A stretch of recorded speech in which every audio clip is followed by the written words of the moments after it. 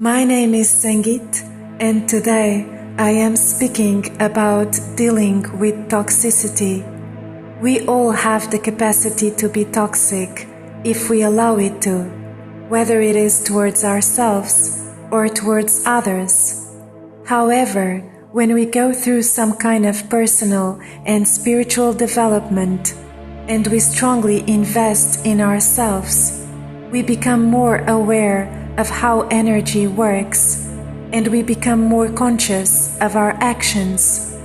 As a result, whatever we have experienced in the past, whatever choices and decisions we used to make, it all dissolves and shifts into something completely new.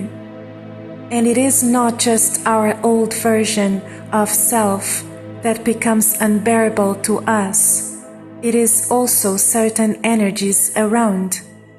What happens is that we raise our frequency and we transform while surrounded by those who choose to remain the same, and we see ourselves experiencing a significant vibrational discrepancy between us and others.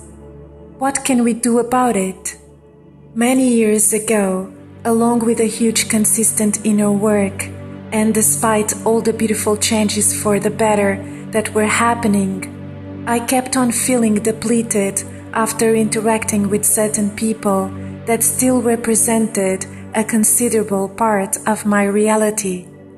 And even though I was distancing myself more and more from these energies, I was still constantly juggling between let it all in and let it all go.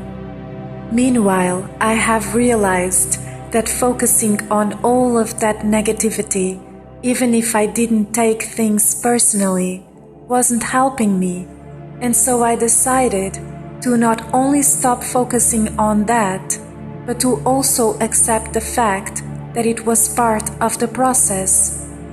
One day, and after a short water fast, right before one of those interactions, everything shifted. During that meeting, I saw myself catching every single negative word or behavior and answering them all with the exact opposite frequency. So, for instance, if someone would say that my dog was spoiled, I would say that he was loved. If someone would say that life was hard, I would say that it was beautiful. Also, if the topic was sad, I would change it to something happier. As an alternative, I would just look through the window up to the sky and I would think of something bright and magical. I kept on doing this the entire time, and I even danced in between. By the end of it, I not only was still in a high vibration, but I also felt light.